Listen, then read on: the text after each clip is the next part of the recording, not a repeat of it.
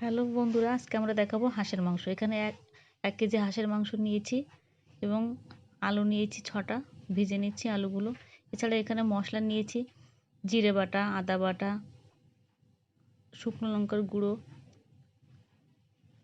এছাড়া নিয়েছি ধনে জিরের গুঁড়ো। এখানে আলুগুলো আমরা ভেজে তুলে নিলাম। এবার ওই তেলে দিয়ে দিলাম পেঁয়াজ কুচি ও রসুন কুচি। পেঁয়াজ রসুনগুলো ভালো করে ভেজে নেব। তারপরে আমরা বাকি মশলাগুলো দিয়ে দেব।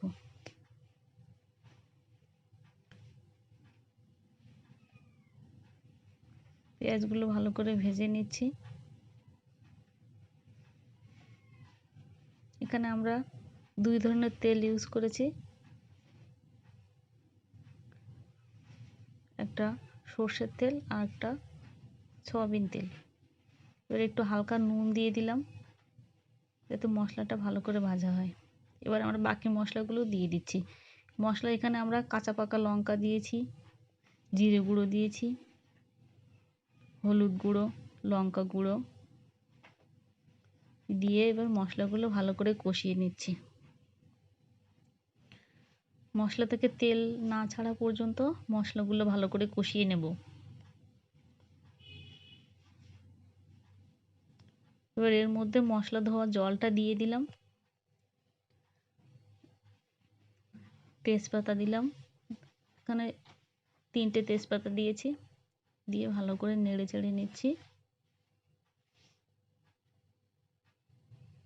দেখুন মশলাটা ভালো করে ভাজা হয়ে গেছে, মশলা দিয়ে তেল ছেড়ে গেছে। এবার এর মধ্যে হাঁসের মাংসটা দিয়ে নেব।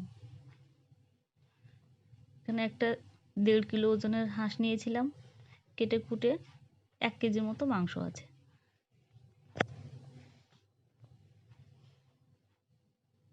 এবার মাংসটা ভালো করে নেড়ে চেড়ে কষিয়ে নিচ্ছি।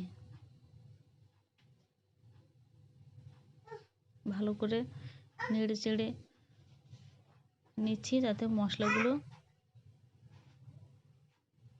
ভালো করে ভাজা হয়।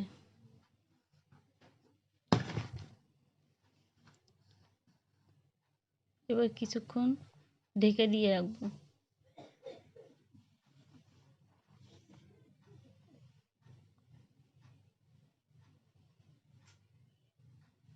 এবার ঢাকনা আলগা করার পরে দেখুন মাংস থেকে তেল ছেড়ে দিয়েছে এবং মাংসটা একটু কমে গেছে। দেখুন কি সুন্দর দেখতে হয়েছে। এতটা তেল কিন্তু আমরা ইউজ করিনি। এই যে তেলটা দেখছেন, এটা হাঁসের তেল।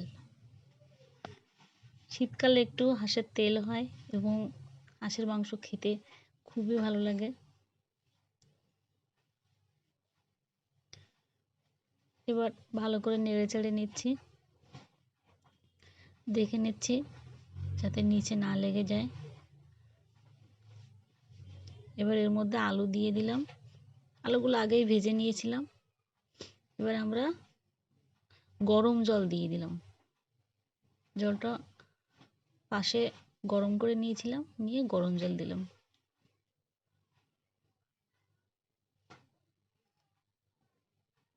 দেখুন কি সুন্দর ফুটছে।